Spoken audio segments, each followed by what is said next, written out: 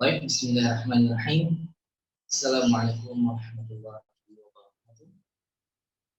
Alhamdulillahirrahmanirrahim. Segala puji dan syukur kita panjatkan kepada Rabb kita Allah Subhanahu wa taala yang karena berkat rahmat saya pada juga hidayahnya kita bisa berkumpul pada malam hari ini untuk menyambut salat dan salam selalu kita panjatkan kepada Nabi kita Nabi Muhammad SAW, pada keluarganya, sahabatnya, tabi'in, tabi'in dan juga termasuk kita hati yang mulia. Baik, insyaallah kepada seluruh peserta, insyaallah hari ini kita akan lanjutkan kembali pembelajaran kita, perkuliahan kita pada pertemuan yang ini. Insyaallah sudah tidak terasa, sudah tidak. Semoga Allah Azza wa Jalla kita memberikan kita istiqomahan dan juga memberikan kita dalam menuju. Baiklah, sebelum kita mulai perkuliahan hari ini, kita awali dengan baca doa terlebih dahulu. Allahumma inni as'aluka ilman nafi'an wa rizqan thayyiban wa amalan mutaqabbal. Insyaallah hari ini kita akan bersama dengan materi kembali yang akan disampaikan oleh guru kita Ustaz Ahmad Hidayat APD.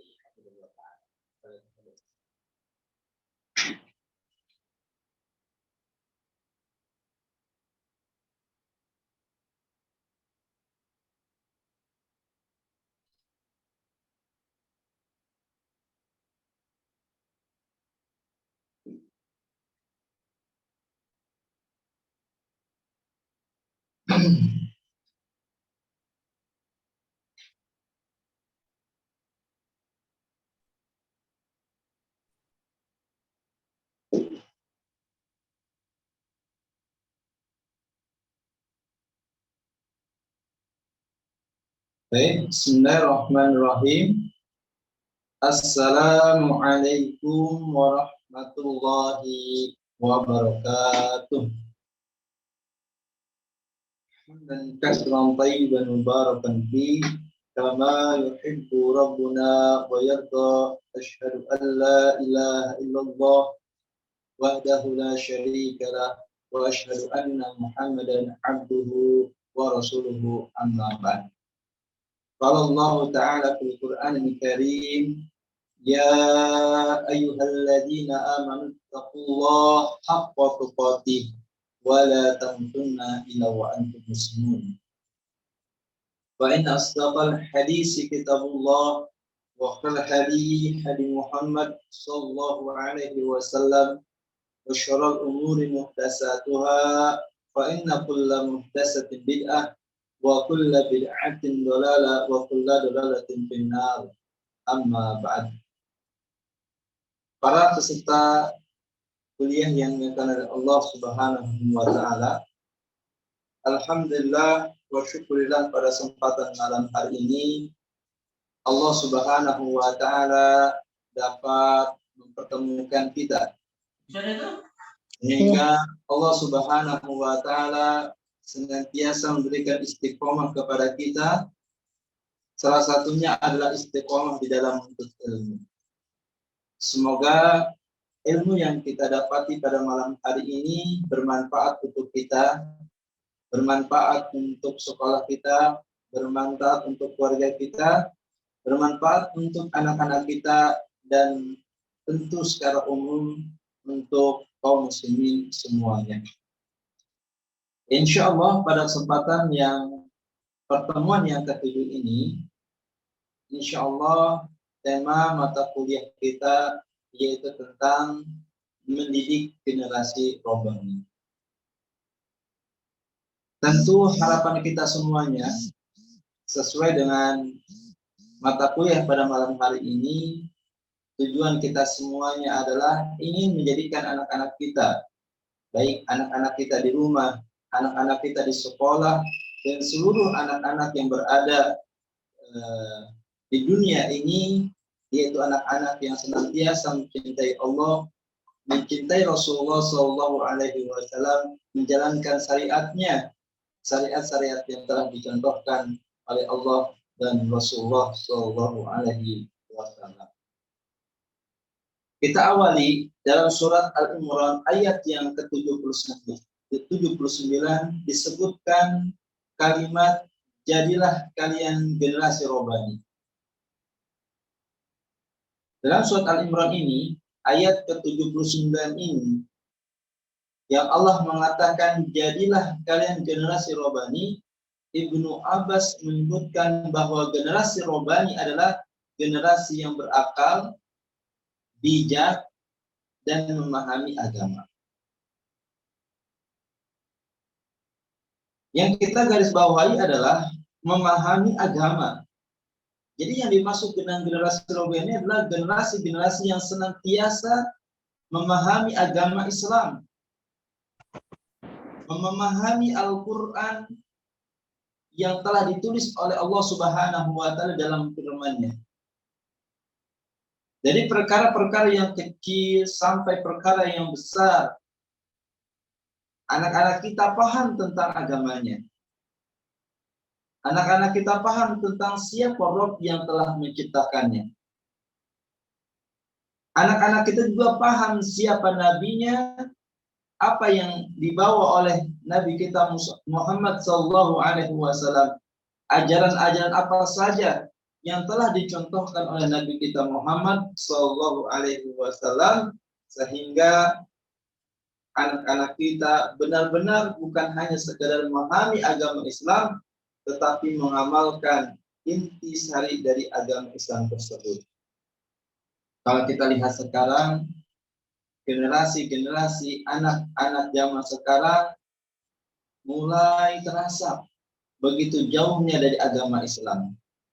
Apalagi dengan datangnya media sosial yang begitu modern. Media sosial yang begitu canggih. Media sosial yang sudah sangat masuk ke dalam rumah-rumah kaum muslimin. Kalau dulu mungkin anak-anak dahulu, zaman dahulu, ya, sebelum maghrib ataupun setelah maghrib, ya dia selalu belajar tentang murojaah Al-Quran, belajar agama, dan lain sebagainya. Setelah Isya juga sama seperti itu. Tapi sekarang anak-anak setelah pulang sekolah, dari sekolah sudah bawa HP. Kemudian sore hari ketika pulang sekolah main HP lagi. Kemudian setelah maghrib main HP, setelah Isya main HP, bahkan sebelum tidur pengantarnya adalah HP.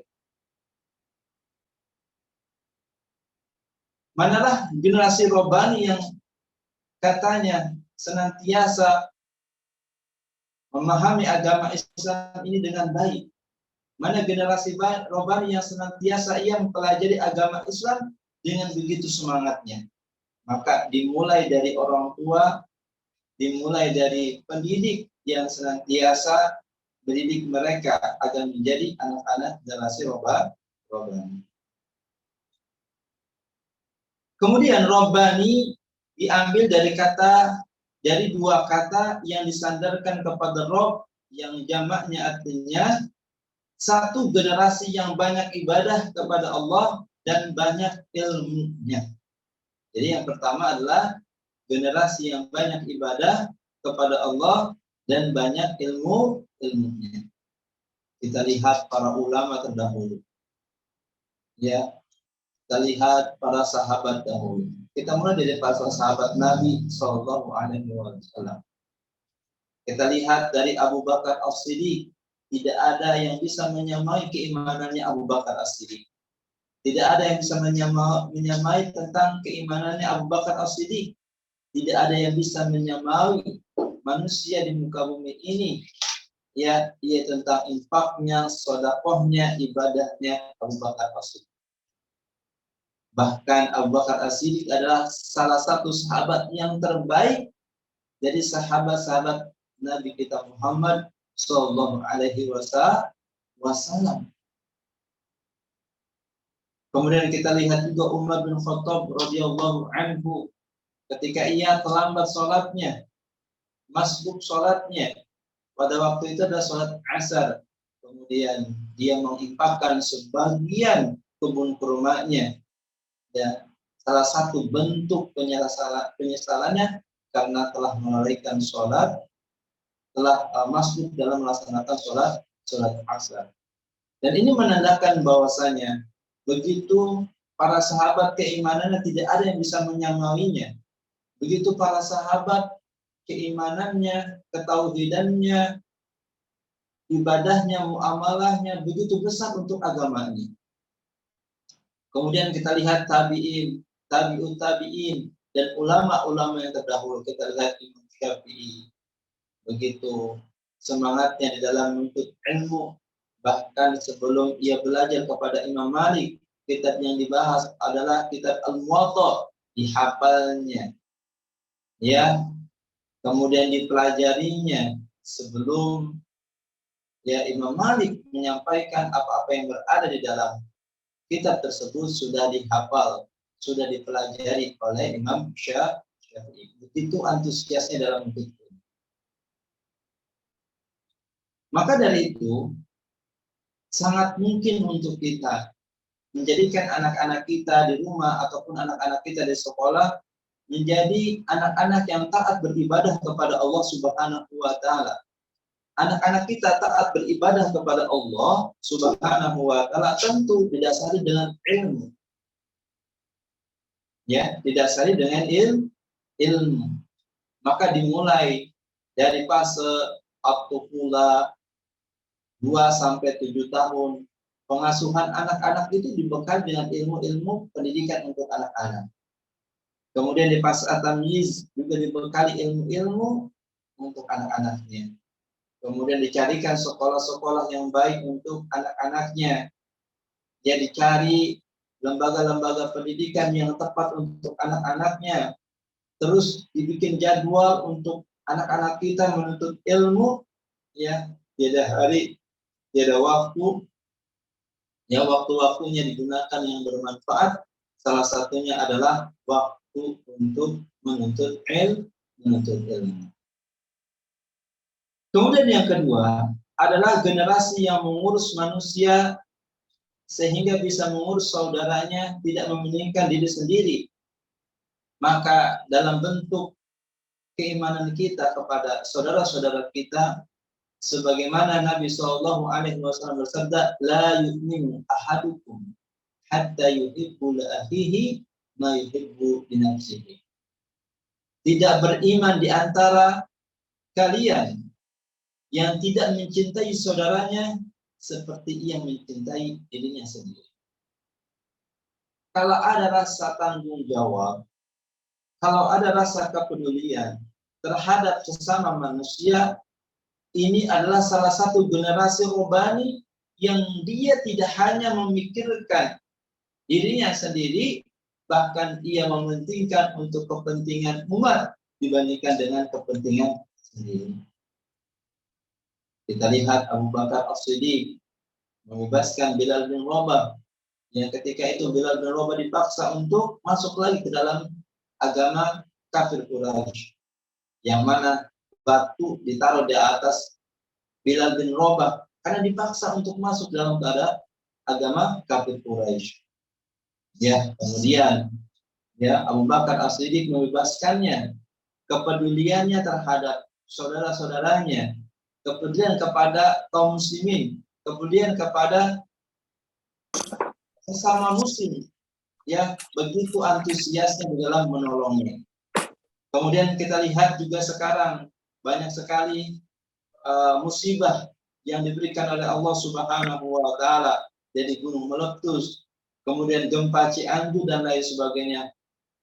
Masyarakat duyun-duyun ya untuk membantu kaum musliminnya agar meringankan beban saudara-saudaranya. Bahkan kata Nabi Shallallahu Alaihi Wasallam, barang siapa yang menolong saudaranya di dunia, maka Allah Subhanahu Wa Taala menolongnya di dunia dan di akhirat. Jadilah kita, ya didiklah anak kita senantiasa anak-anak yang menjadi generasi robani yang peduli bukan hanya untuk dirinya, tetapi adalah untuk kepentingan banyak manusia ataupun untuk umat. Kemudian yang selanjutnya, Imam At-Tabrani, Rabbaniyun adalah tulang punggung manusia. jadi sandaran, generasi yang jadi andalan dalam fikih, agama, dan dunia. Jadi yang dimaksud dengan Rabbaniyun adalah tulang punggung manusia. Jadi orang-orang yang senantiasa adalah generasi-generasi yang senantiasa memberikan kontribusi yang sangat besar untuk kepentingan manusia. Menjadi sandaran, menjadi contoh, menjadi petunjuk, ya, menjadi komunikasi yang tepat untuk mencari ilmu-ilmu yang bermanfaat. Generasi yang jadi andalan dalam ilmu fikih, paham tentang ilmu fikih, paham tentang ilmu agama dan dunia. Ketika membayangkan generasi Robbani, jangan hanya bayangkan anak kita pun harus menjadi generasi Robbani. Jadi kalau kita ingin menjadi generasi Robbani, dimulai dari orang tuanya. Jangan sampai kita ingin menjadi anak-anak kita menjadi generasi Robbani, dan kita pun sebagai orang tua menjadi generasi Robbani. Ya, yaitu adalah tulang punggung manusia, jadi sandaran, generasi yang jadi andalan dalam fikih, agama, dan dunia. Terus bagaimana ciri-ciri generasi Robbani itu? Yang pertama, ciri-ciri generasi Robbani adalah generasi yang senantiasa tegar, semangat, kokoh, berdiri di atas tauhid yang lurus. Ya, yang maksud dengan ciri-ciri generasi Robbani adalah generasi yang senantiasa tegar, semangat, kokoh, berdiri di atas tauhid yang lurus. Yang pertama adalah baik tauhidnya, baik akidahnya, lurus manhajnya, dan lain sebagainya. Ini adalah ciri-ciri generasi Robbani.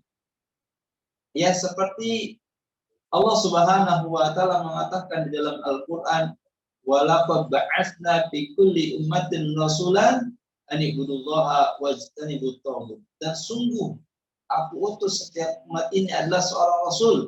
An ibudullah adalah untuk menyembah Allah Subhanahu wa taala, wajtanibut taghut, dan menjauhi taghut. Jadi para nabi dahulu, para rasul dahulu diamanahkan oleh Allah Subhanahu wa taala, yaitu mengajarkan manusia kembali kepada tauhid yang benar, menjauhi kesyirikan. Dan begitulah generasi-generasi Robbani yang mengikuti para nabi terdahulu, mengikuti para sahabat dahulu, yang mereka dimulai dakwahnya yaitu mempunyai tauhid atau keimanan yang lurus. Kemudian ciri-ciri generasi Robbani yang kedua adalah senantiasa istiqomah di atas sunnah Rasulullah Shallallahu Alaihi Wasallam. Ya. Kemudian salafus soleh sebagai imam dan tauladan yang diikuti. Ya. Para peserta kuliah yang dimuliakan oleh Allah Subhanahu wa taala. Ketika kita mempunyai tauhid yang baik, tauhid kita seperti tauhidnya para nabi. Tauhid kita seperti tauhidnya Nabi kita Muhammad Sallallahu Alaihi Wasallam. Kemudian tauhidnya kita seperti tauhidnya para sahabat dan orang-orang yang mengikuti sunnah dengan baik. Ketika kita mempunyai tauhid yang benar, maka diikuti dengan manhaj yang benar. Apa itu manhaj? Manhaj adalah metodologi cara kita beragama. Kalau akidah kita lurus, keimanan kita lurus, tauhid kita benar, maka harus sesuai dengan manhajnya. Apa itu manhaj salaf? Manhaj salafus saleh, yaitu dalam memahami Al-Quran dan hadis Nabi Sallallahu Alaihi Wasallam seperti apa yang dipahami oleh Nabi kita Muhammad dan para sahabatnya. Dalam mengambil istinbat hukum dalam memahami agama ini, ya, selain sumber kita Al-Quran dan hadis, maka sesuai dengan pemahaman salafus saleh, harus sesuai dengan pemahaman para sahabat. Kenapa seperti itu? Karena kata Nabi Sallallahu Alaihi Wasallam bersabda, "Khairun nasi qarni, khairun nasi qarni, tsumma alladziina yalunahum, tsumma alladziina yalunahum." Sebaik-baiknya umatku adalah umat yang hidup di masaku. yaitu para siapa yang hidup di zaman Nabi Muhammad, yaitu adalah para sahabat. Tsummal ladzina yalunahum, kemudian adalah umat yang hidup di zamannya para sahabat, yaitu tabi'in. Tsummal ladzina yalunahum, kemudian adalah umat yang hidup di masa tabi'in, yaitu tabi'ut tabi'in, dan orang-orang mengikuti mereka di dalamnya. Mudah-mudahan kita termasuk orang-orang yang senantiasa istiqomah mengikuti Nabi kita Muhammad Sallallahu Alaihi Wasallam dan para sahabat. Kemudian yang selanjutnya adalah yang ketiga, generasi yang senantiasa menjunjung tinggi di atas ilmu dan amal, menjauhi segala macam maksiat. Maka Imam Bukhari mengatakan al-ilmu qabla al-qawli wa amal. Sebelum kita berkata dan berucap, maka didasari dengan ilmunya. Ya, maka Allah Subhanahu wa taala berfirman kan di dalam surat Al-Fatihah, ihdinas siratal mustaqim siratal ladzina an'amta 'alaihim ghairil maghdubi 'alaihim waladdallin ghairil maghdub. Yang dalam tafsir Ibnu Katsir mengatakan, ya, siapa itu orang yang dimurkai? Siapa orang dimurkai? Adalah orang-orang Yahudi. Kenapa dimurkai oleh Allah Subhanahu wa taala orang-orang Yahudi? Karena dia tahu ilmunya tetapi tidak mengamalkan ilmunya. Kemudian waladdallin adalah orang-orang yang tersesat. Ibnu Katsir mengatakan di dalam tafsirnya, orang-orang tersesat adalah seperti orang-orang Nasrani yang ia beramal tanpa adanya ilmu. Dan kita di kaum muslimin pertengahan di antara orang Yahudi dan orang Nasrani. Apa itu? Ketika kita beramal sesuai dengan ilmu. Salat kita sesuai dengan ilmunya. Puasa kita harus sesuai dengan ilmunya. Dan ibadah-ibadah kita itu sesuai dengan ilmunya. Kenapa kalau ibadah itu harus sesuai dengan ilmunya? Karena ibadah-ibadah yang tidak ada landasannya dari Nabi kita Muhammad SAW maka tertolak. Maka Nabi SAW mengatakan di dalam hadisnya, man amila amalan laisa alaihi amruna fahuwa raddun.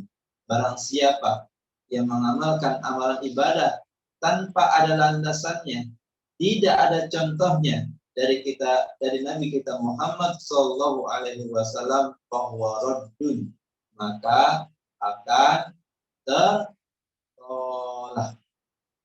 Ya, maka akan tertolak.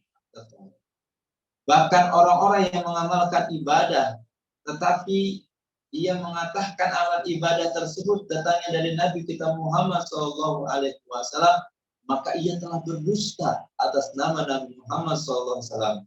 Maka orang seperti ini diancam oleh Nabi Muhammad SAW dalam hadisnya, man kadzdzaba alayya muta'ammidan falyatabawwahu maq'adahu minan nar. Barang siapa yang mengamalkan amalan ibadah tanpa ada landasannya, dan dia telah berdusta atas nama Nabi Muhammad SAW, falyatabawwahu maq'adahu minan nar.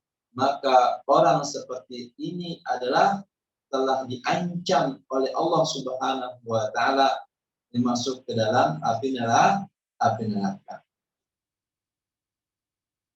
Para peserta kuliah yang dimuliakan oleh Allah Subhanahu wa taala. Kemudian yang selanjutnya adalah yang keempat. Generasi yang semangat mengajarkan ajaran Islam, amar ma'ruf nahi munkar, di atas ajaran yang benar. Kemudian yang kelima adalah generasi yang menunjukkan pandangan dengan akhlak yang mulia dan adab. Ya, doa Nabi Ibrahim, Rabbi habli minas shalihin. Ya Allah, jadikanlah keturunanku adalah keturunan yang soleh lagi soleh. Para peserta kuliah yang dimuliakan oleh Allah Subhanahu wa taala. Inilah adalah ciri-ciri generasi robbani. Mudah-mudahan yang kita termasuk generasi robbani yang termasuk dalam ciri-ciri tersebut. Dan mudah-mudahan anak-anak kita menjadi anak-anak yang generasi robbani, ya. Kemudian yang selanjutnya adalah bagaimana menjadi generasi robbani.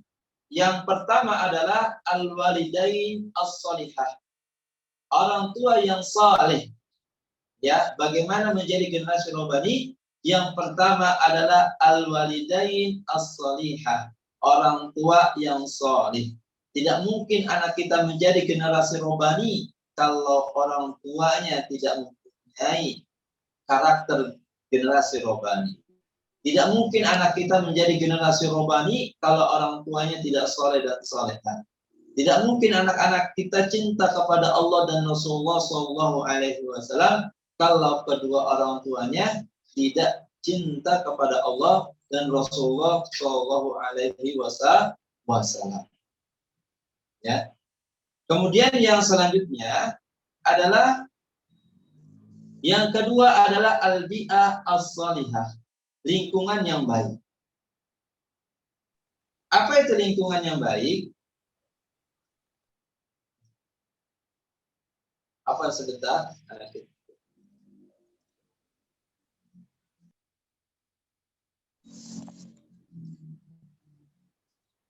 Baik. Kemudian yang ketiga adalah al-ilmu as-sahihah. Ya. Yang selanjutnya yang ketiga adalah al-ilmu as-sahihah. Apa itu al-ilmu as-sahihah? Yaitu adalah ilmu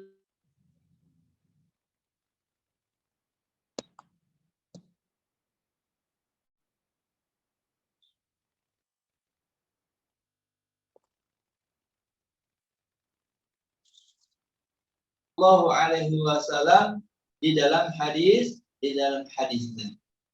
Ya, maka penting bagi kita membekali ilmu yang baik, ilmu-ilmu yang bermanfaat, sehingga ilmu-ilmu yang bermanfaat ini adalah ilmu yang benar, ya, yang wajib kita pelajari, yang wajib kita amalkan.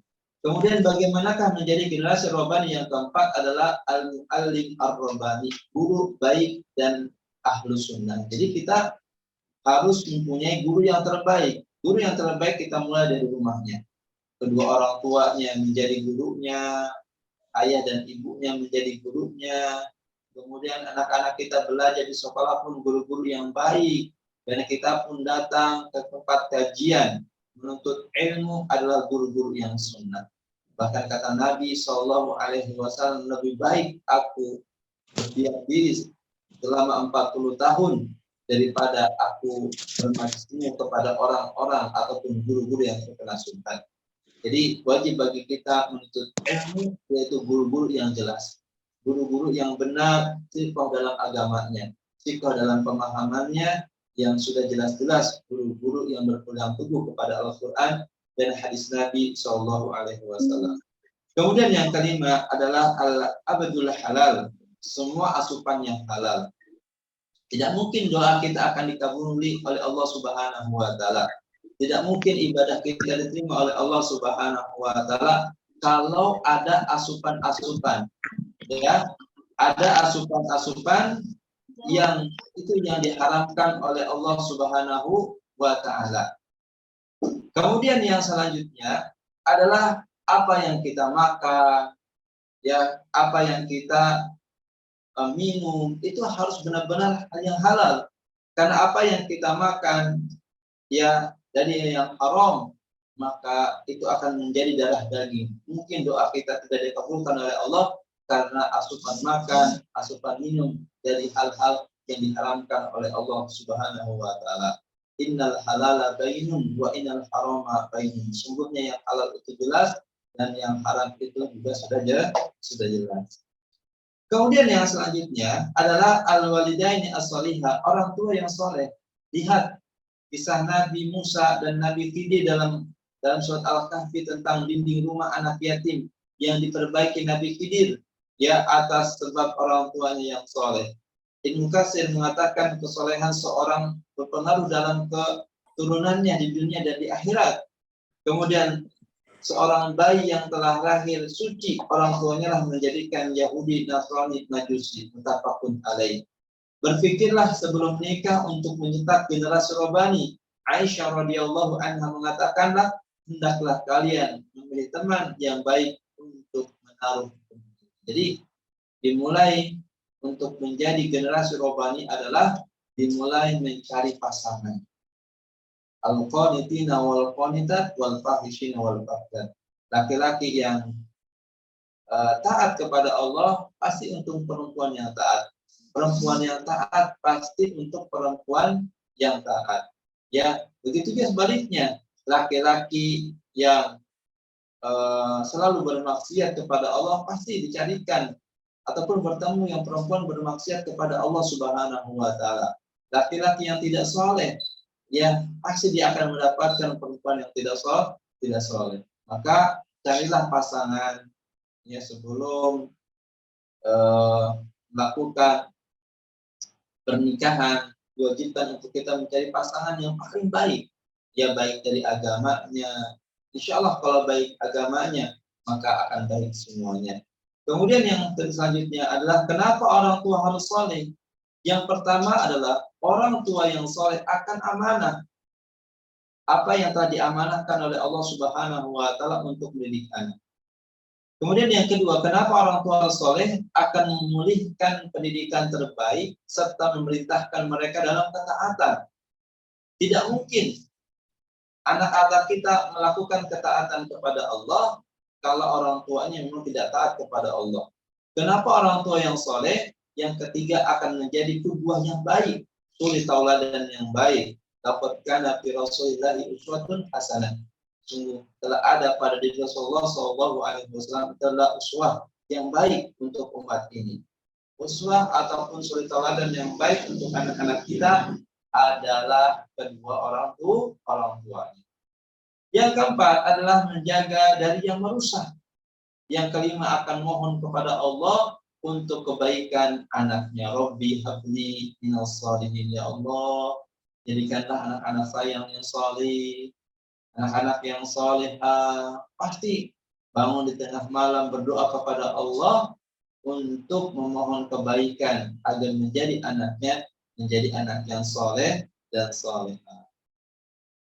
Yang kedua adalah al-bi'ah as-sahihah, lingkungan yang baik. Syekh artinya setiap anak asalnya lahir dalam keadaan fitrah. Apabila tumbuh dalam fitrahnya, niscaya akan tumbuh dalam hidayah. Ya. Kemudian di zaman Bani Israel tentang sang pembunuh 100 nyawa, ketika ia ingin taubat dinasihati, pergilah engkau ke negeri yang di sana orang-orang yang menyembah Allah bersama orang yang saleh. Jangan kembali ke negerimu ke tempat orang-orang yang buruk. Rasulullah SAW mengatakan agama seorang akan seperti agama temannya. Maka hendaklah setiap kalian melihat dengan siapa ia berteman. Yang harus dijaga satu, lingkungan keluarga.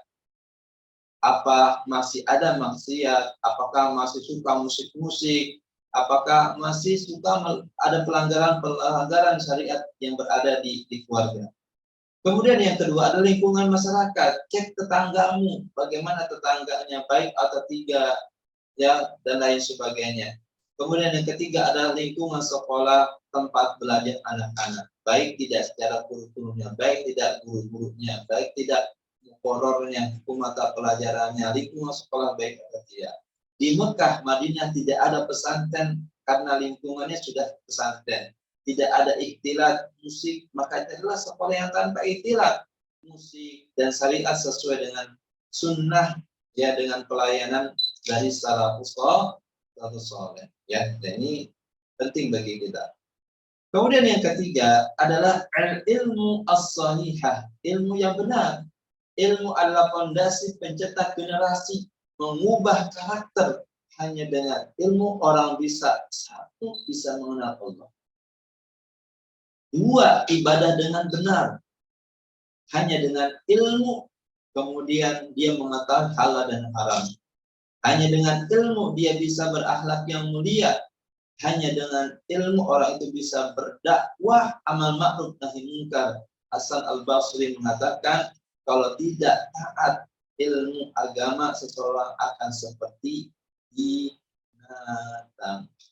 Jadi penting ya, kalau kita tidak paham tentang agama, tidak paham tentang syariat Islam, maka Hasan Al-Basri mengatakan, maka seorang tersebut seperti binatang. Kemudian, menuntut ilmu itu ada dua. Yang pertama mubah, seperti kita belajar matematika, sains, dan kedokteran, dan lain sebagainya. Adapun menuntut ilmu yang kedua adalah hukumnya wajib, adalah mempelajari agama Islam, ya, yang berada di dalam Al-Quran, Sunnah, pemahaman salafus saleh. Inilah standar ilmu yang wajib yang harus kita pelajari, ya, yaitu ilmu agama. Ilmu adalah apa-apa yang pernah diucapkan Allah dan Rasul dan para sahabatnya. Qala Allah wa qala Rasulullah sallallahu alaihi wasallam ala fahmi sahabat. Ilmu-ilmu yang telah dipahami oleh para sahabatnya dalam memahami Al-Quran, dalam memahami hadis-hadis Nabi sallallahu alaihi wasallam. Mereka adalah orang-orang yang memiliki ketangguhan ilmu setelah zaman Rasulullah sallallahu alaihi wasallam, sahabat-sahabat yang dijamin masuk surga. Ya, karena kenapa harus kita mengikuti para sahabat Nabi sallallahu alaihi wasallam dalam memahami agama ini? Karena Allah Subhanahu wa taala berfirman, "Was-sabiqunal awwalun minal muhajirin wal ansar walladzina tabauhum bi ihsan radhiyallahu anhum wa radu an wa'adda lahum jannatin tajri min tahtiha al-anhar khalidina fiha abada." Orang-orang yang terdahulu dari kalangan muhajirin wal ansar walladzina tabauhum bi ihsan, dan orang-orang yang mengikuti mereka dengan baik, radhiyallahu anhum, Allah meridai mereka, waradu'an, dan para sahabat ridho kepada Allah Subhanahu wa taala. Wa'adda lahum jannatin tajri min tahtiha al-anhar khalidina fiha abada, dan mereka kekal di dalam surga Allah Subhanahu wa taala. Ini adalah menjadi dalil bahwa para sahabat itu dijamin masuk surga oleh Allah. Kalau para sahabat dijamin masuk surga, kenapa kita memilih yang hidup di zaman Nabi seperti Abu Lahab dan lain sebagainya? Sudah jelas-jelas para sahabat baik agamanya, baik pemahamannya, baik ibadahnya, baik sedekahnya, baik muamalahnya, sudah dijamin masuk surga lagi. Sahabat Muhajirin dan Ansor itu sahabat-sahabat dijamin masuk surga. Khulafa ar-Rasyidin, kemudian para sahabat yang meninggal dunia perang Badar, perang Uhud, dan lain sebagainya. Ini adalah salah satu sahabat yang dijamin masuk surga. Kalau para sahabat dijamin masuk surga, kenapa kita memilih pemahaman-pemahaman yang lain?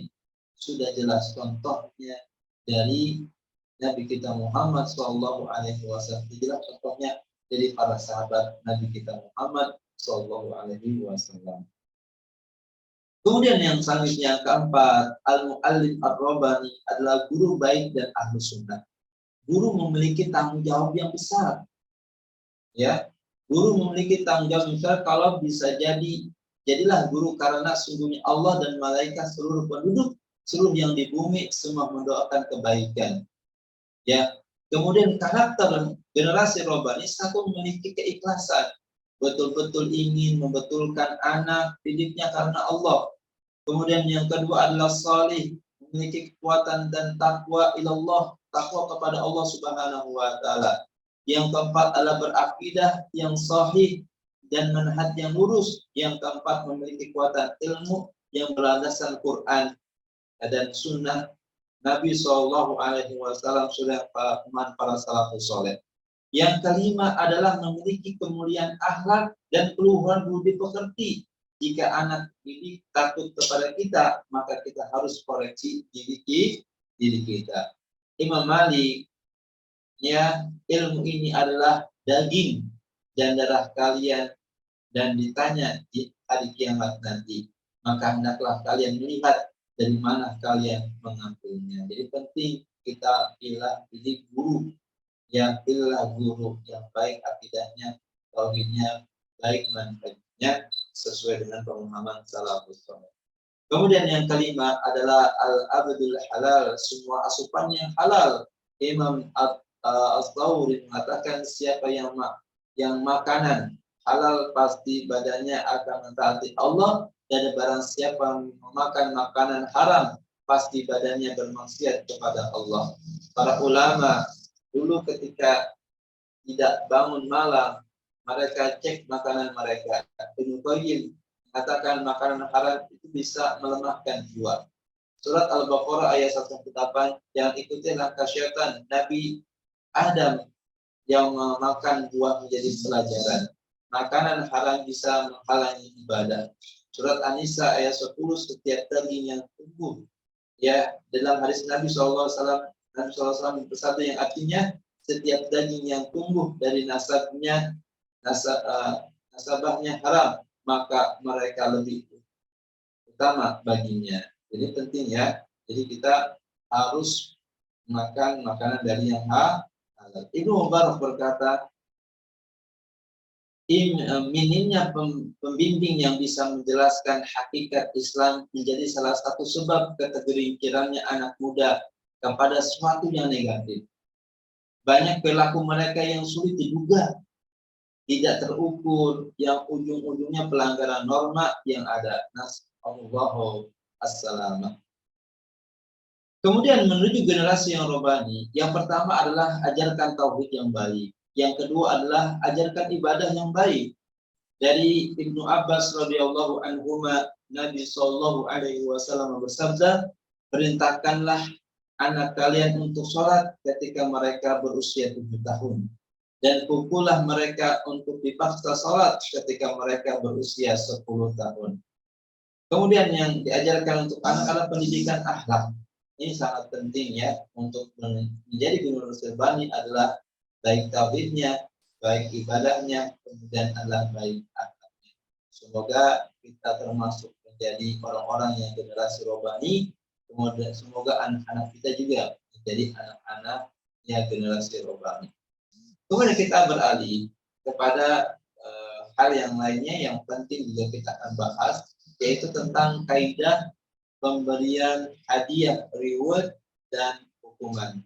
Ya, karena pertemuan yang ke-7 ini dan ke-8 adalah materinya gabungan ya, dari psikologi, permasalahan anak, ya, kemudian metode efektif untuk mengajarkan anak. Kemudian yang selanjutnya adalah kita bahas adalah kaidah pemberian hadiah, reward, dan hukuman dan punishment.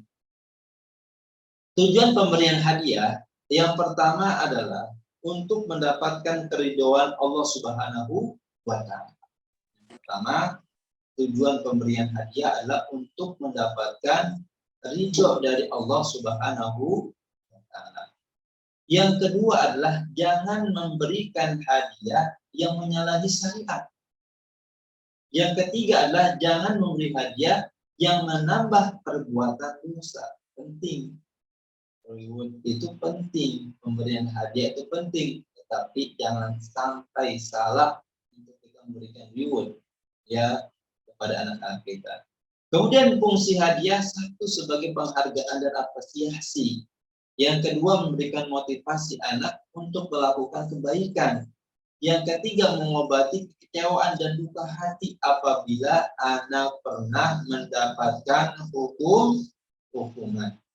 Yang keempat adalah hadiah akan mempercepat hubungan emosional antara anak dengan orang tua.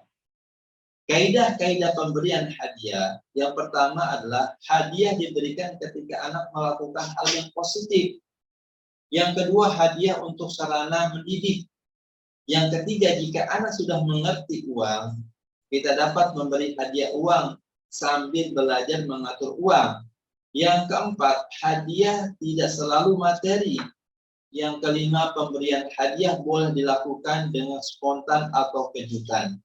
Yang keenam, hadiah sesuai dengan kesepakatan. Yang ketujuh adalah hadiah sebaiknya diberikan sesuai dengan perilaku anak. Yang kedelapan, hadiah sebaiknya diperoleh setelah proses kriteria dan evaluasi. Kesembilan, hadiah sebagai motivasi atau internal atau dorongan untuk melakukan sesuatu. Kemudian cara memotivasi anak yang pertama adalah pujian yang indah disertai doa yang baik. Yang kedua, imbalan materi. Yang ketiga adalah wasiat kepada keluarga murid. Yang kelima, yang keempat adalah pendekatan persuasif.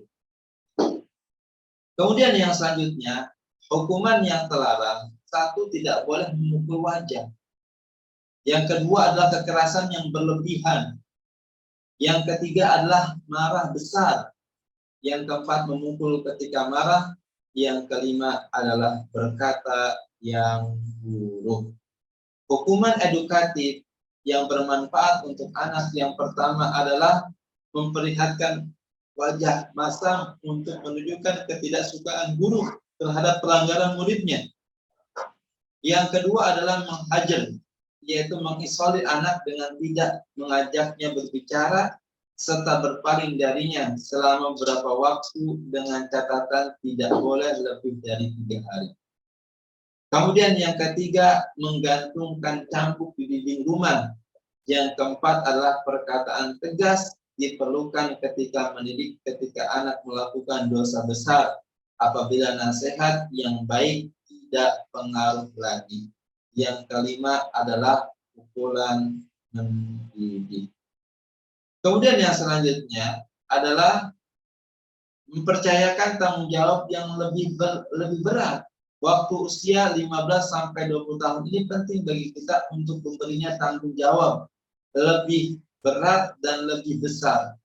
Dan begini kelak anak-anak kita dapat menjadi pribadi yang cekatan, mandiri, bertanggung jawab, dan dapat diandalkan. Contoh pemberian tanggung jawab pada usia ini misalnya dengan minta membimbing adik-adiknya mengerjakan beberapa pekerjaan yang bisa dikerjakan oleh orang dewasa atau mengatur jadwal kegiatan pengelola keuangan sendiri. Kemudian membekali anak dengan pendidikan sunnah. Aku mendengar Rasulullah SAW bersabda, setiap hal yang tidak ada zikir kepada Allah adalah lahun, kesia-siaan. Seorang laki-laki melatih kudanya, latihan memanah, mengajarkan renang, disebutkan oleh Albani. Kemudian membekali anak dengan keahlian berkuda, berenang, memanah. Berkuda memberi keterampilan atau keahlian sebagai bekal hidup agar memiliki rasa percaya diri, jiwa kepemimpinan, dan pengendalian orang diri yang baik. Berenang adalah mendidik anak agar selalu bersemangat, tidak mudah menyerah, dan tegar dalam menghadapi masalah. Memanah mengajarkan anak untuk membangun kepribadian berpikir, merencanakan masa depan, dan menentukan target hidupnya. Kemudian Ali bin Abi Thalib radhiyallahu anhu mengatakan, dia berkata mengenai pendidikan anak di antara sebagai berikut. Jika engkau menasihati seorang anak, maka jangan engkau sebutkan bagian dari dosanya, agar rasa malunya tidak menjadikan keras kepala. Wajib atas menyayangi anakmu melebihi kasih sayang terhadap. Penting ya. Kemudian yang selanjutnya adalah tips pelatih anak puasa. Satu, mendoakan kebaikan untuk anak. Rabbi ij'alni muqimas sholati wa min dzurriyyati rabbana wa taqabbal du'a. Ya Tuhanku, jadikanlah aku dan cucu-cucuku orang-orang yang senantiasa mendirikan sholat. Ya Tuhan kami, perkenankanlah doaku. Kemudian memberikan contoh, memberikan penghargaan pada porsinya. Jangan memaksakan, yang tepat memberikan motivasi. Alhamdulillah ya, enak ya kita bisa buka puasa, Masya Allah. Anakku hebat, kapan-kapan insya Allah kita puasa lagi ya. Kemudian yang selanjutnya, di sini adalah tantangan, ya kemudian solusi. Kalau misalkan membangunkan sahur, solusinya adalah tidurkanlah lebih awal pada malam sebelumnya. Sambil ingatkan besok insya Allah kita semua akan bangun makan sahur ya. Kemudian bangunkan anak secara perlahan dan lembut, bila perlu gendong dia hingga ke tempat makan. Jangan jemu membujuknya untuk makan sahur. Setelah bangun, ajak anak mencuci tangan dan muka supaya tubuhnya lebih segar. Kemudian ajak berbincang supaya kantuknya hilang. Kemudian menahan keinginannya untuk menyentuh makanan dan meminum saat kita tidak melihat. Solusinya satu, ingatkan bahwa Allah Maha melihat. Kemudian perhatikan kondisi fisiknya, indikator yang mungkin dipakai, masih kuat bermain dan berlari atau tidak.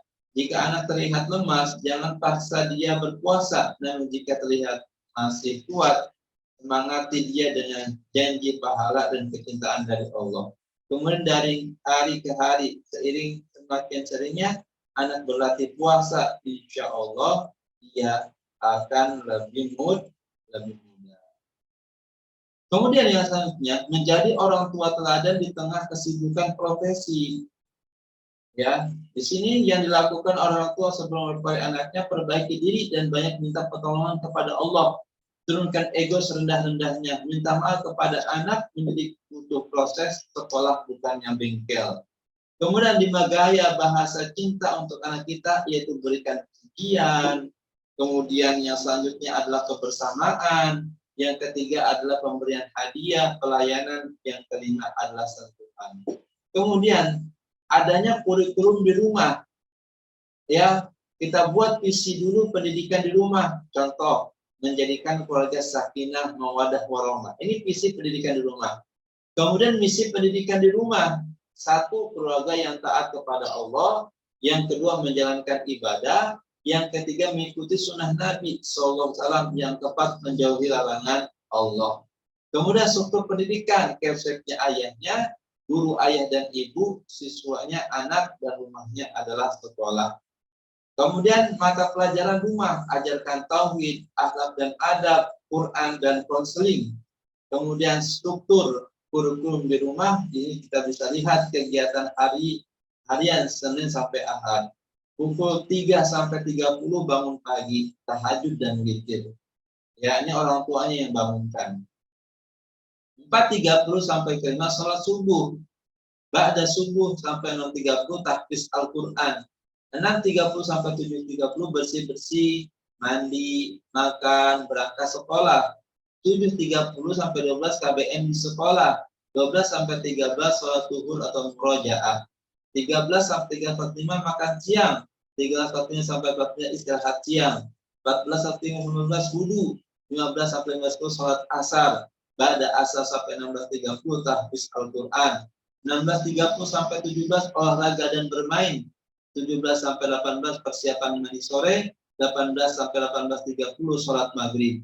18 sampai 19.50 murojaah hafal Al-Quran.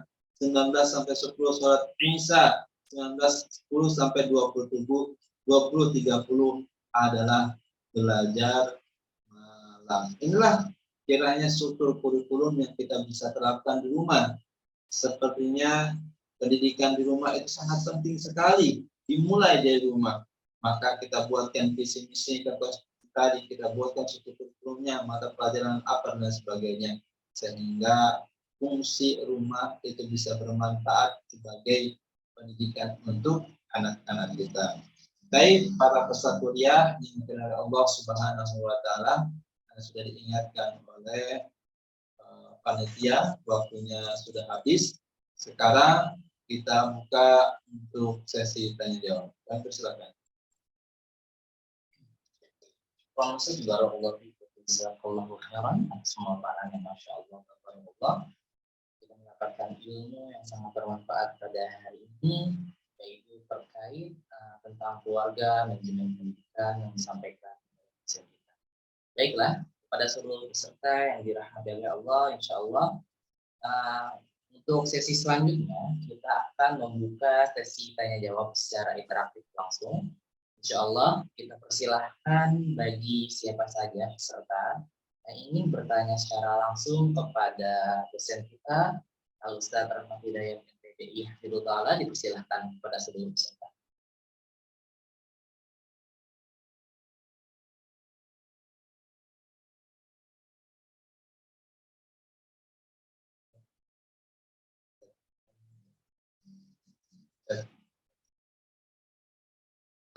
Sambil menunggu pertanyaan secara langsung, insya Allah karena akan bacakan terlebih dahulu Ustaz pertanyaan dari kolom komentar. Assalamualaikum Ustaz. Bolehkah kita memberikan ancaman terhadap anak TK, terutama anak tantrum dengan maksud agar guru mau didengar atau dipatuhi? Jika boleh, tolong berikan contoh ancaman apa yang baik agar anak mau dengar dan patuh pada guru, dan ancaman apa yang tidak baik buat anak-anak, terutama anak tantrum pada usia TK. Baik. Yang pertama, sebelum Anda menjawab, apa sih yang dimaksud dengan anak tantrum? Apa faktor-faktor penyebab menjadi anak tantrum itu? Salah satu penyebab anak-anak tantrum itu adalah kelelahan. Ya, kelelahan atau kecapean itu yang menyebabkan anak tantrum. Kemudian yang kedua adalah ngantuk, ya kurang tidur. Ini yang menyebabkan anak, salah satunya anak menjadi tantrum dan lain sebagainya. Kita lihat ini dulu. Kemudian yang selanjutnya, bolehkah kita mendidik dengan ancaman, ya, untuk anak-anak usia TK? Ya, di dalam Islam ada yang namanya thawab dan iqab, adanya reward dan punishment. Ya, ancaman untuk anak-anak diperbolehkan selagi ancaman itu tidak berlebihan untuk anak-anak. Ya, dalam ilmu pendidikan, ancaman itu adalah ketegasan. Ya, ketegasan dengan apa kalau untuk anak-anak TK? Satu, ya kita buat yang namanya kesepakatan kelas. Ketegasan kita, ya, adalah dengan kesepakatan kelas. Anak soleh dan soleha, ya, yang duduk yang manis, yang duduknya tertib, tidak mukul-mukul temannya, tidak tendang-tendang temannya, yang tidak bernyanyi, nanti sama ustazah akan berikan bintang anak soleh. Kalau yang suka pukul-pukul, yang suka menyakiti temannya, nanti bintang anak solehnya dan solehnya nanti ustazah hapus. Mau bintang atau tidak? Mau Ahmad 1 bintang karena sudah soleh, Yani 2 bintang karena sudah soleh. Ahmad memukul temannya, saya hapus ya bintangnya. Langsung nggak mau. Ya dibuat kesepakatan kelas. Karena pada umumnya anak TK itu kan fokusnya hanya 5 menit fokus, kemudian buyar lagi. Maka ketegasan kita untuk anak-anak itu TK itu dibuat dengan kesepakatan kelas. Dibuat dengan kesepakatan kelas tadi, dengan bintang anak soleh tadi. Ya. Kemudian yang kedua, ketegasan yang kita bisa berikan kepada anak-anak itu adalah dengan hitungan. Ya, ini dalam psikologi anak yaitu dengan hitungan. Hitungan sampai ke 10. 1, 2, 3, 4, 5, 6, 7, 8, 9, 10. Tidak boleh pukul-pukul, tidak boleh tendang-tendang. 9, biasanya kalau hitungan udah 1, 2, 3 itu anak-anak paham tentang kode bilangan itu. Mereka menandakan untuk tertib dan rapi dan lain sebagainya. Kemudian yang selanjutnya, yang ketiga adalah kalau memang sulit dikendalikan, maka yang ketiga adalah dikonseling, bukan diancam. Dalam arti ancaman negatif ya. Ya, nanti saya jelaskan untuk ancaman negatif. Kita berikan penegasan. Walaupun ancaman itu ada, tetapi yang kita berikan untuk anak-anak usia TK itu adalah penegasan untuk anak-anak. Kemudian yang kita berikan konseling yang ketiga, ya dari permasalahan-permasalahan yang ada. Oh, ternyata anak ini tantrum ini bisa berbuat ini karena kelelahan dan kecapean. Maka solusinya apa? 1, 2, 3. Dan kita harus tahu, konseling itu kita harus tahu akar permasalahannya dari mana. Bukan apa yang diperbuat, tetapi akar masalahnya dari mana. Maka yang ketiga itu penting banget konseling. Kemudian bagaimana kalau ancamannya negatif? Yaitu dengan perkataan-perkataan yang kasar, perlakuan-perlakuan yang kasar, komunikasi-komunikasi yang kasar untuk anak. Ya, dan lain sebagainya. Ini adalah hukuman. Ini adalah ancaman yang tidak dibenarkan. Dengan marah-marah, ya, kemudian dengan gestur gaya tubuh dan mimik muka yang tidak baik dan lain sebagainya. Ya, karena ini adalah anak TK, ya, karena anak TK itu mereka itu adalah belum tamyiz, yang belum mengerti benar ataupun salah. Maka yang terbaik adalah untuk anak-anak TK, yang tepat adalah penegasan dengan membuat kesepakatan kelas, dengan membuat yang kedua adalah yaitu dengan konseling. Kemudian yang terakhir adalah untuk anak-anak, untuk melatih agar anak-anak yang tentu tadi yaitu melihat dari mana segi anak itu berasal perlahan ataupun hal yang lainnya. Baik. Kemudian yang selanjutnya kami persilakan yang ingin bertanya secara langsung, kami persilakan. Silakan Abah dan Uma, para peserta kuliah, Iwan dan Ahmad, silakan kalau ingin bertanya secara langsung. Ya, Ustaz. Ya, silakan Ibu. Bismillah. Assalamualaikum warahmatullahi wabarakatuh. Waalaikumsalam warahmatullahi wabarakatuh. Ustadz, gimana cara mendidik anak-anak yang seperti sekarang ini, Ustadz? Kan ada yang disebut dengan generasi stroberi itu, Ustadz. Nah, kan anak-anak itu maksudnya ada suatu keinginannya, padahal satu itu aja nanti menjadikan dia lembek dan menganggap semuanya maksudnya semuanya buruk gitu, Ustadz. Padahal yang dilaluinya pun cuma satu itu aja yang membuatnya tidak sesuai keinginannya. Jadi gimana menjadikan generasi seperti itu jadi bisa kuat dan bisa menghadapi permasalahan-permasalahan yang ada terhadap dirinya. Ya, baik. Ya, Masya Allah, bagus sekali Ibu pertanyaannya.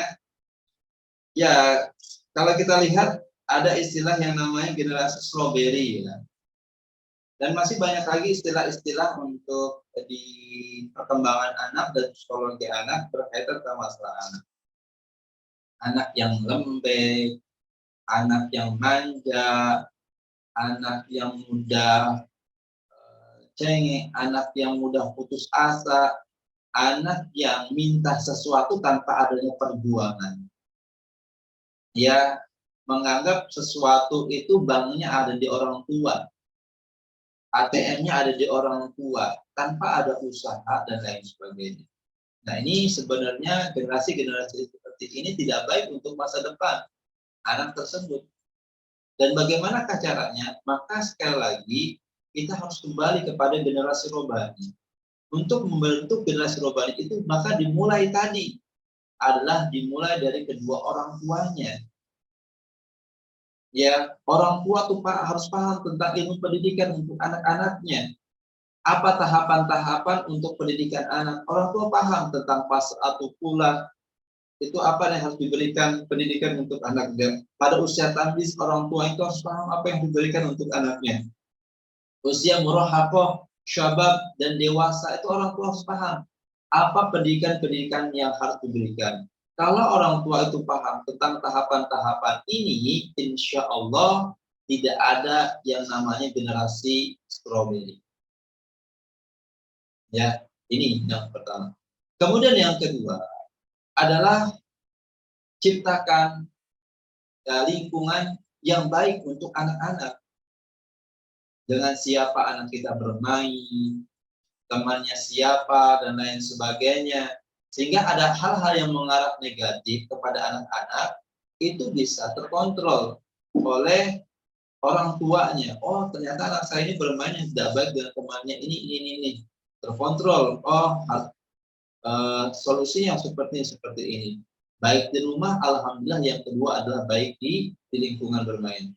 Kemudian yang ketiga adalah baiknya lingkungan sekolah. Terkadang kan hal-hal yang negatif itu bukan hanya datangnya dari rumah atau lingkungan, tetapi terkadang juga datangnya dari sekolah. Karena kenapa? Karena sekolah kurangnya memberikan konseling kepada anak-anak yang bermasalah. Kadang-kadang permasalahan itu banyak datangnya dari rumah dibawa ke sekolah, sehingga anak-anak kita banyak hal-hal yang negatif dari sekolah karena kurangnya penanganan konseling setiap permasalahan anak. Ya, maka pilihlah sekolah yang baik. Salah satunya adalah dalam penanganan konseling. Jadi penting ya, harus adanya manajemen pendidikan, harus adanya manajemen kurikulum, adanya manajemen SDM, kemudian adanya manajemen konflik, yaitu dalamnya ada konseling dan lain sebagainya. Penting ya, betul ya. Kemudian yang selanjutnya adalah yang keempat, ya, bagaimanakah untuk menghadapi generasi-generasi yang seperti ini, generasi strawberry ya seperti itu. Maka yang keempat adalah jauhkan dan anak-anak yang mengarah kepada hal-hal yang buruk dari media sosial. Dimulai dari menonton televisi, dimulai dari menggunakan gadget. Tadi saya bilang anak-anak itu main gadget itu seharian bisa masih kurang. Ya, anak itu menggunakan gadget 5 jam, 3 jam, 4 jam, 2 jam, itu merasa sedikit, bahkan tidak hari tanpa gadget. Dan sebenarnya itulah yang menjadikan anak-anak itu menjadi anak yang pemalas, menjadi anak yang serba instan, menjadi anak segala sesuatunya ingin menjadi dapat pelayanan, terus anak-anak yang tidak bertanggung jawab dan lain sebagainya. Karena kenapa? Karena pengaruh begitu besarnya media, salah satunya gadget, televisi dan lain sebagainya. Maka ini menjadi perhatian orang tua, dimulai dari orang tua, lingkungan bermain, lingkungan sekolah, kemudian adalah jauhi dari media yang mengarah kepada negatif. Dan Allahu a'lam bishawab. Lanjut. Baik, Ustaz, kita bacakan pertanyaan selanjutnya dari kolom komentar. Bismillah, Ustaz Ibu bertanya, dalam mendidik generasi robbani, salah satunya yaitu mengajarkan anak untuk membaca Al-Quran. Pertanyaannya, metode apa yang cocok untuk diterapkan dalam mengajarkan anak tingkat SD yang belum hafal huruf hijaiyah dan belum lancar dalam membaca itu? Baik. Untuk mengajarkan hafalan Al-Quran.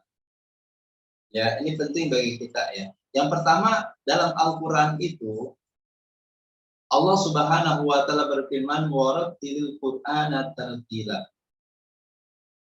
Ya, bacalah Al-Quran dengan tartil. Para ulama mengatakan yang maksud dengan tartil ini adalah baca Al-Quran harus sesuai dengan tahsinnya. Dalam arti perbaiki Al-Quran. Yang kedua, yang maksud dari tartil ini adalah mentadaburi Al-Quran. Yang ketiga adalah yaitu mengamalkan dari isi Al-Quran. Ya, kita memperbaiki baca Al-Quran, mentadaburi, dan yang ketiga adalah mengamalkan. Yang dimaksud dengan tartil. Kemudian yang selanjutnya, dari Al-Quran ini, yang pertama kali porsi yang paling tinggi untuk anak-anak, ya yang pertama itu adalah memperbaiki bacaan Al-Quran. Sebelum menghafal, anak-anak memperbaiki bacaan Al-Quran. Ini porsi yang sangat tinggi. Dan bagaimanakah untuk anak-anak SD? Bisa disambil. Ya, anak-anak belajar tahsin, belajar iqra, dan hafalan.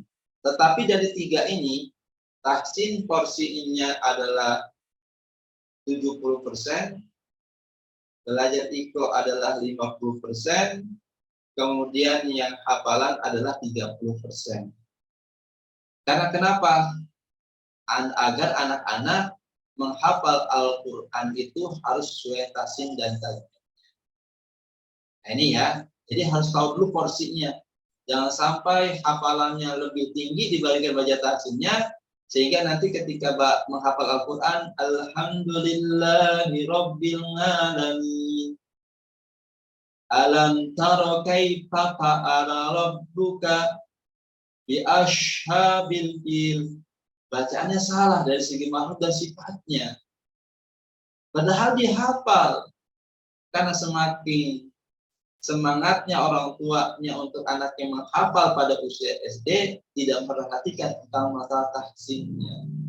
Anak itu masih banyak proses, yang penting hafalannya itu adalah bacaannya bagus, tahsinnya bagus, makhluknya bagus, tajwidnya bagus, sehingga apa yang dihafalnya itu benar sesuai dengan hukum qiraatnya.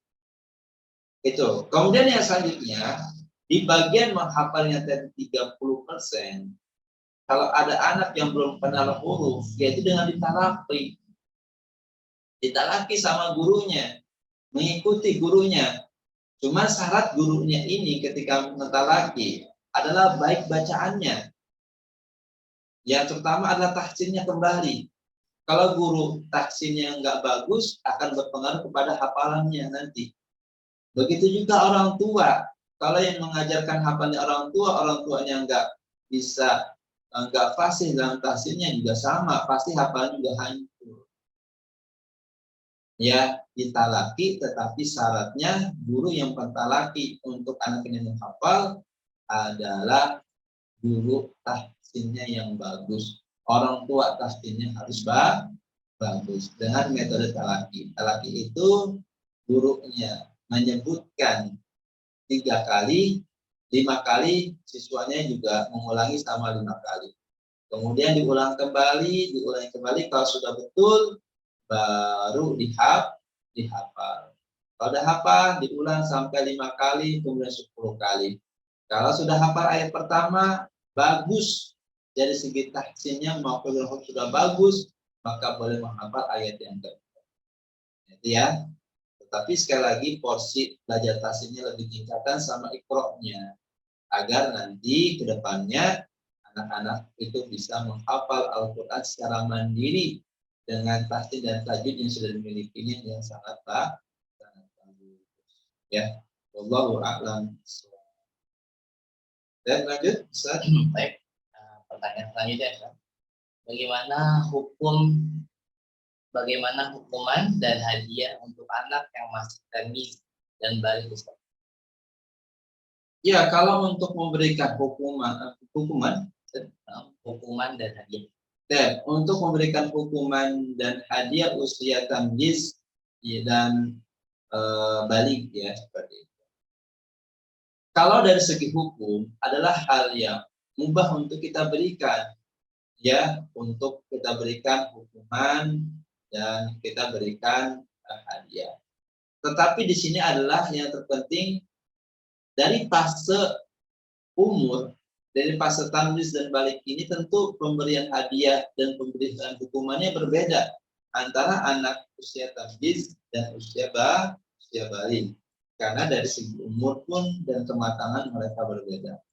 Kalau pemberian hukuman di usia tamyiz, ya, maka itu yang lebih cenderung adalah untuk anak-anak berikan hal-hal yang mengedukasi kepada mereka, yang lebih mengedukasi kepada mereka. Contoh, misalkan anak kita yang tamyiz, misalkan dia tidak mau sholat, ya udah, kalau tidak mau sholat, hukumannya adalah nanti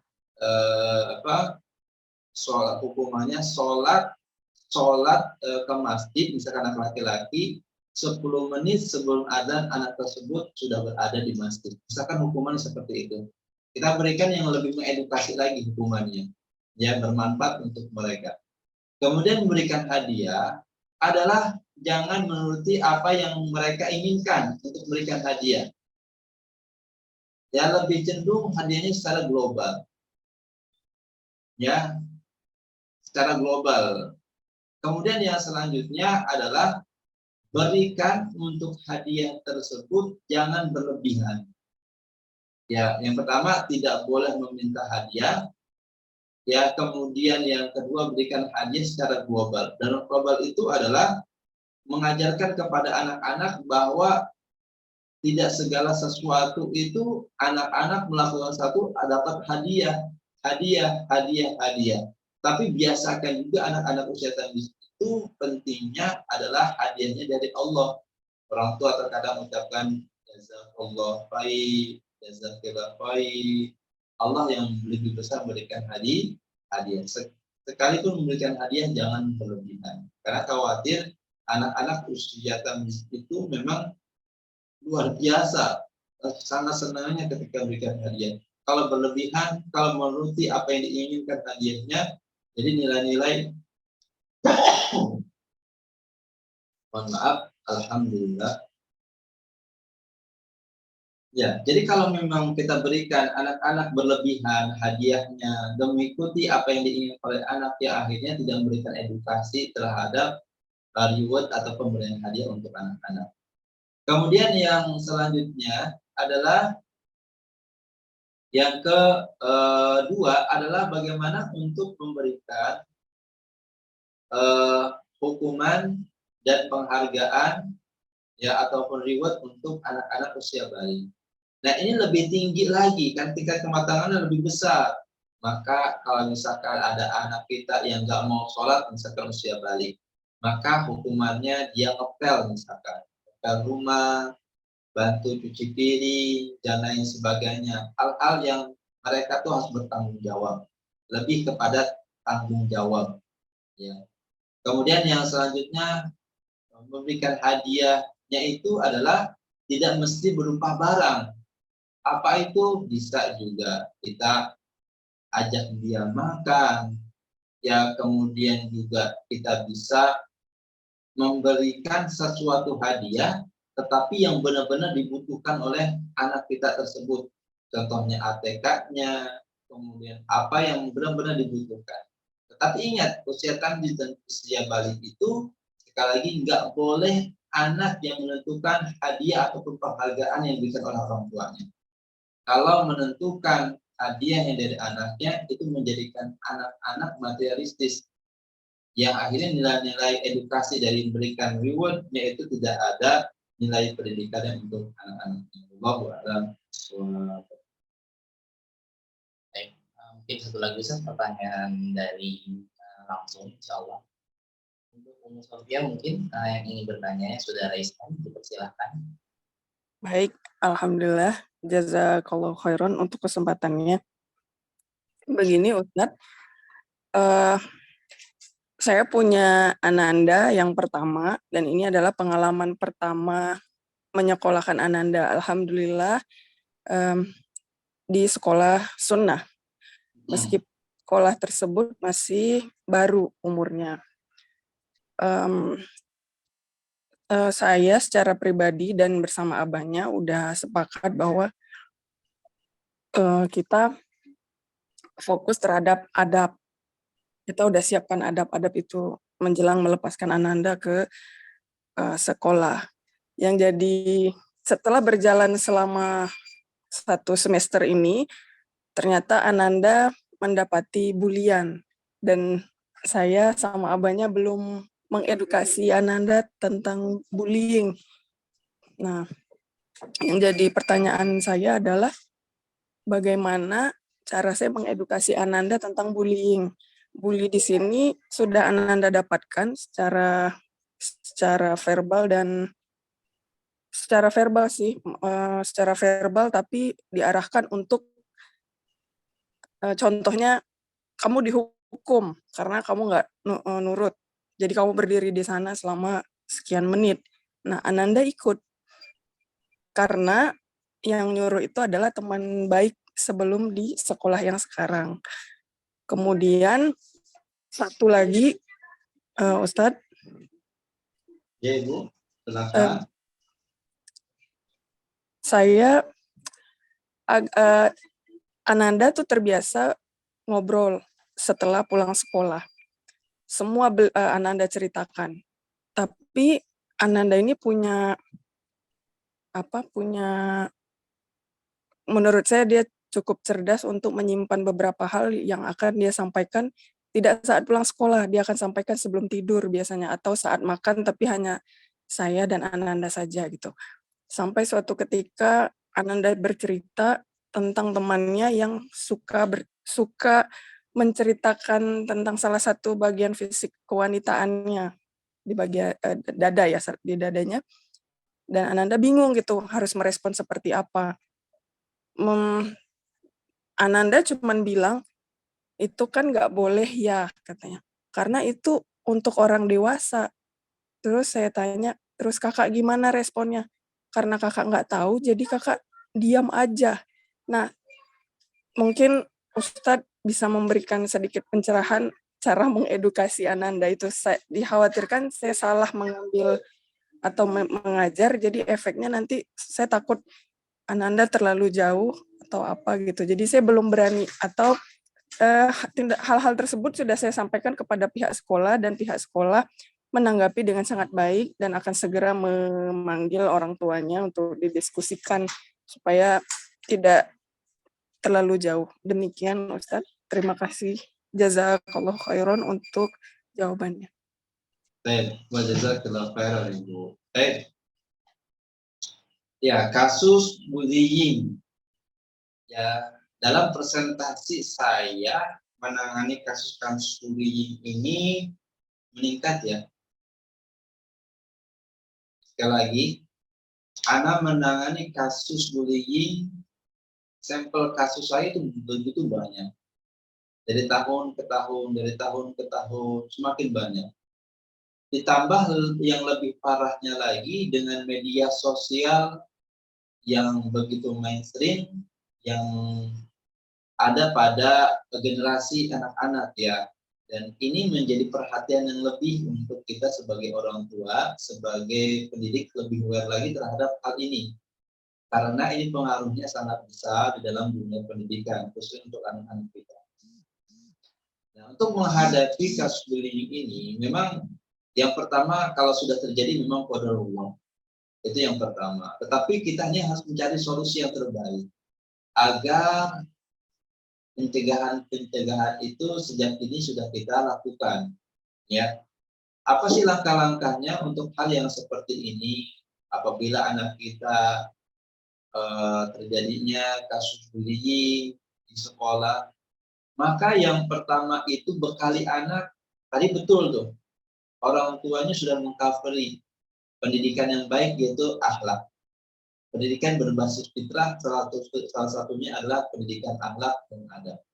Pembekalan yang bagus, sangat bagus sekali. Kalau sudah dibekali dengan pendidikan yang baik di rumahnya, insya Allah walaupun terjadi bullying, setidaknya tidak begitu besar dampaknya untuk anak-anak kita. Ini yang pertama. Orang tua harus membekali dengan yang baik. Kemudian yang kedua, apabila terjadinya kasus bullying ini adalah di sekolah yang terjadi saat ini, maka yang dilakukan adalah meminta bagaimana penanganan sekolah. Ya, memang kalau sudah terjadi ya qadarullah. Tetapi sekolah ini bagaimana penanganannya? Orang tua itu hanya butuh penanganan dan solusinya bagaimana dari sekolah. Sehingga enggak ada pembiaran, sehingga ada solusi, sehingga ada konseling, sehingga ada pelajaran setelah ini lebih baik lagi. Itu intinya dari setiap permasalahan-permasalahan yang ada, terutamanya ada kasus bullying ini. Maka yang dilakukan oleh sekolah, yang pertama sekecil apapun permasalahan anak harus dilaporkan kepada orang tuanya. Ini yang pertama. Sehingga orang tua tidak tahu dari anaknya langsung ataupun dari teman yang dibulinya ataupun yang membulinya dan lain sebagainya. Ini yang pertama.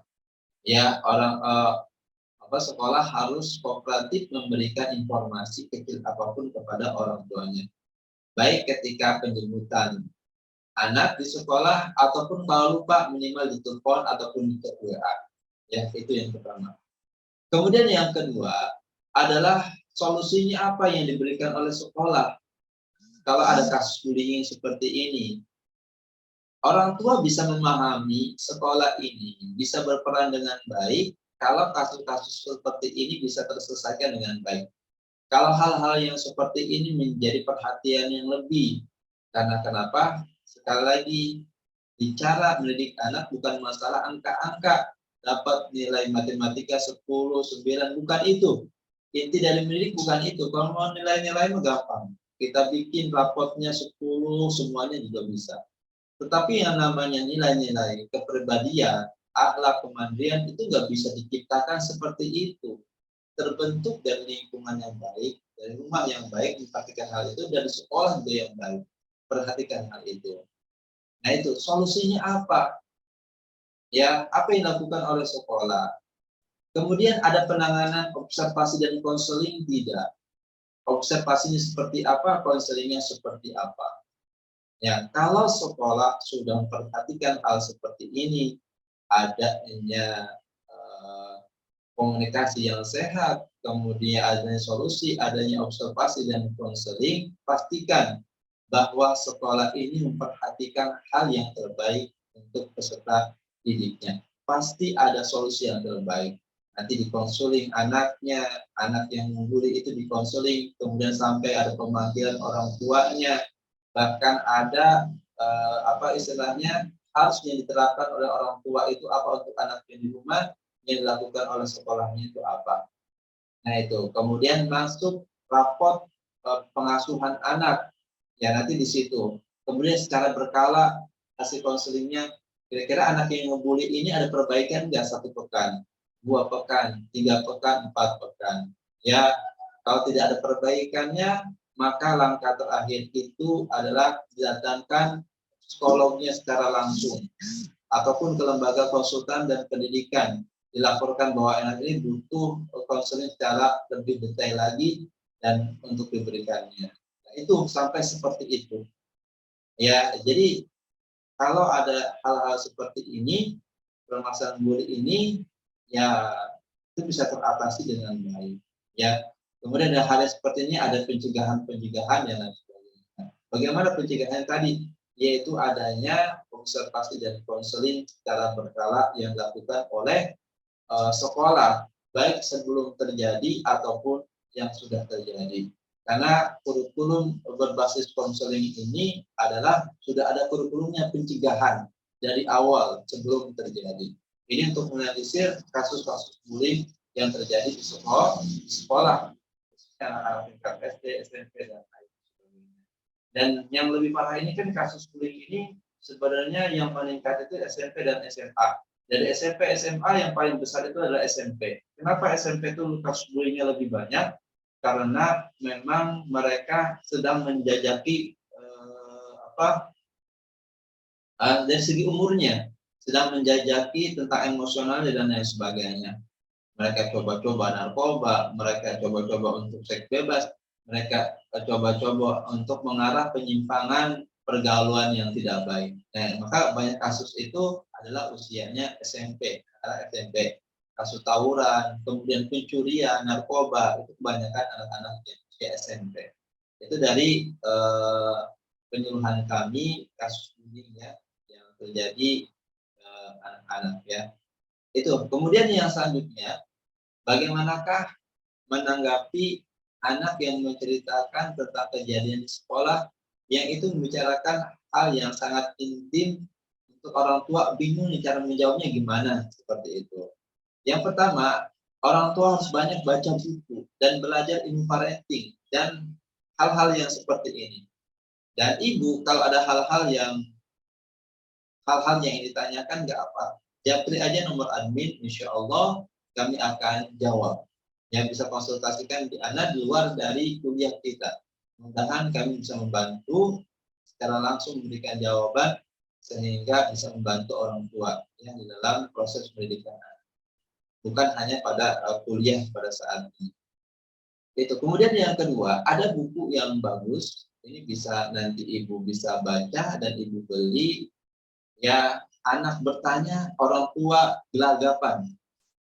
Buku ini bagus. Pertanyaan seputar tentang masalah tauhid, pertanyaan tentang masalah ibadah, pertanyaan tentang masalah hal-hal yang seperti ini yang tadi ibu bicarakan, hal-hal yang sangat intim sekali ditanyakan oleh anak yang kiranya itu orang tua tuh harus jawabnya seperti apa. Nah, itu buku itu sangat bagus sekali. Ya. Nah, maka yang dilakukan orang tua, hal yang seperti ini, kalau usianya adalah usia SD, kelas 1 dan kelas 2 dan kelas 3, nggak usah dijawab, tetapi dialihkan jawabannya dengan hal yang lain. Sekali lagi, dialihkan dengan hal-hal yang lain pertanyaan seperti ini. Kalau dia usianya sudah balik, usianya sudah kelas 4, 5, dan kelas 6, maka berikan jawabannya dengan pendidikan jinsiah. Maka yang kedua ibu harus baca buku itu tentang pendidikan jinsiah. Yang pertama buku Anak Bertanya Orang Tua Gelagapan, itu buku yang ibu harus baca pertama. Yang kedua adalah buku pendidikan jinsiah. Jinsiah itu adalah pendidikan seks anak-anak sesuai dengan Al-Quran dan hadis. Itu bimbingan-bimbingan Islam itu seperti apa?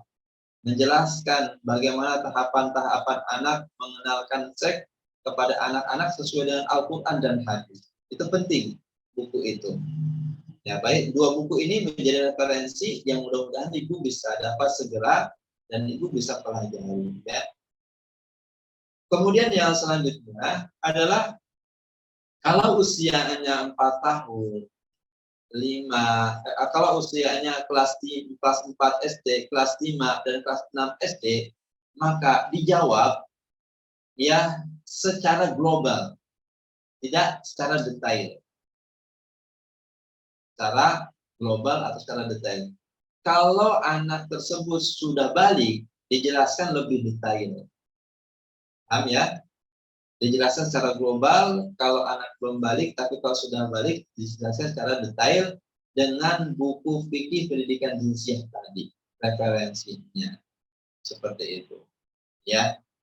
Dan ini penting ya untuk kita semuanya agar anak-anak itu bisa tahu tahapan-tahapannya yang harus diberikan kepada anak tersebut. Jadi usia 1, 2, 3 dialihkan, umur 4, kelas 4, 5, dan 6 kalau belum balik dijelaskan secara global, kalau sudah balik dijelaskan secara detail dengan ilmu fikih yang bisa dipahami oleh anak.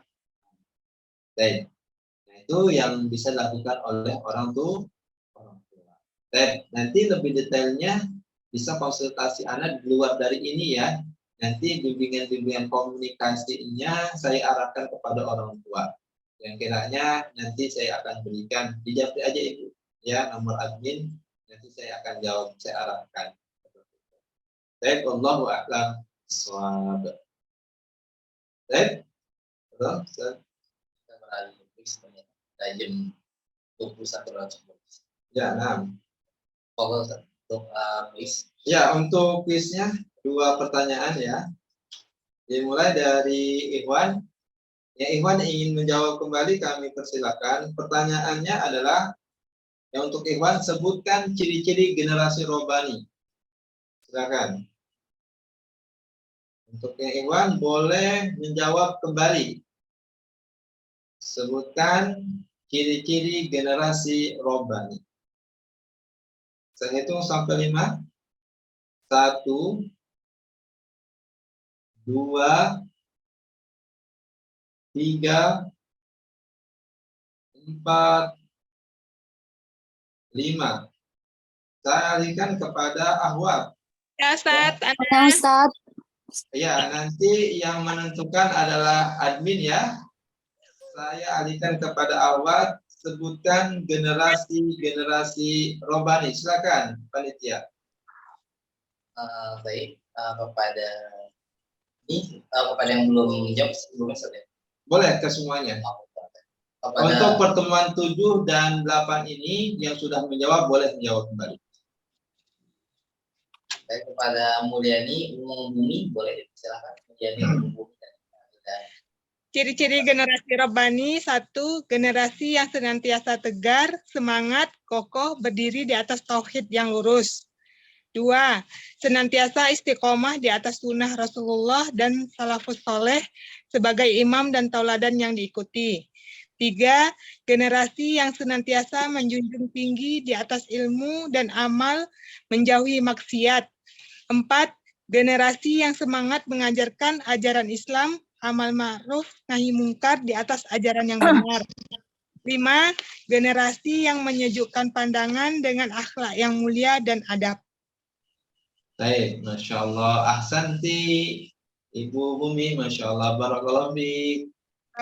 Barakallah. Baik, Masya Allah. Dan kemudian yang selanjutnya adalah pertanyaan yang kedua ya, untuk yang akhwat adalah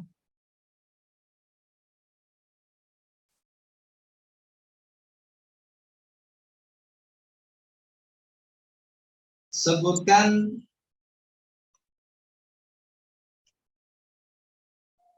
kaidah-kaidah pemberian hadiah 1 sampai 5. Sebutkan kaidah-kaidah pemberian hadiah 1 sampai 5. Kami persilakan. Kepada Ahmad terlebih dahulu tadi. Ahmad, silakan. Silakan Muhammad, sebutkan kaidah-kaidah pemberian hadiah.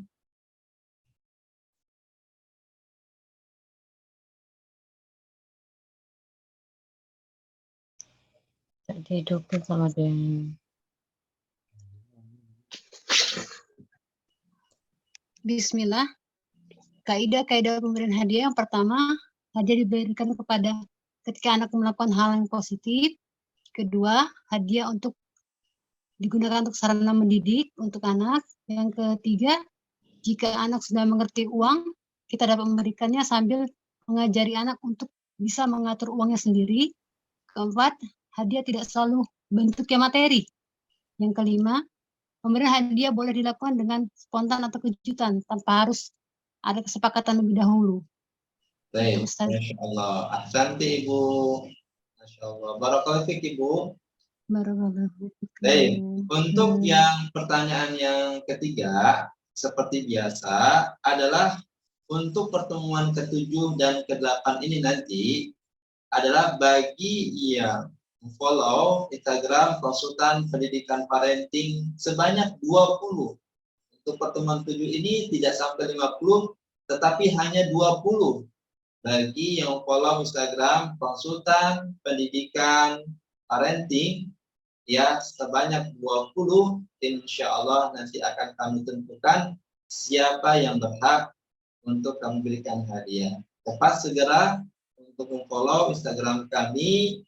Ya, Anda memfollow Instagram kami berarti Anda juga mendukung untuk langkah dakwah kami untuk memudahkan ya melalui dakwah melalui Instagram kami. Baik, pertemuan yang ke-7 ini mudah-mudahan diberkahi oleh Allah Subhanahu wa taala. Para peserta kuliah Ikhwan dan Akhwat semoga juga diberkahi ilmunya dan terus semangat, dan insya Allah pertemuan yang ke-8 kita isi dengan apa? Yaitu ujian secara tertulis, ya, ujian online tertulis. Jadi persiapkan materinya dari pertemuan pertama sampai pertemuan yang ke-7, persiapkan ya. Nanti siapa yang nilainya paling tertinggi 1, 2, dan 3 itu nanti akan mendapatkan hadiah. Ya, nilai yang paling tertinggi ya ujian tertulis nanti itu yang akan mendapatkan hadiah. Murojaah mulai besok hari sampai menuju pertemuan yang ke-8. Semangat terus, semoga Allah menjadikan kita orang tua dan guru-guru yang pembelajar, dan insya Allah kita mudahkan semuanya dakwah melalui pendidikan. Demikian dari anak, siku wa nafsi billah. Wassalamualaikum warahmatullahi wabarakatuh.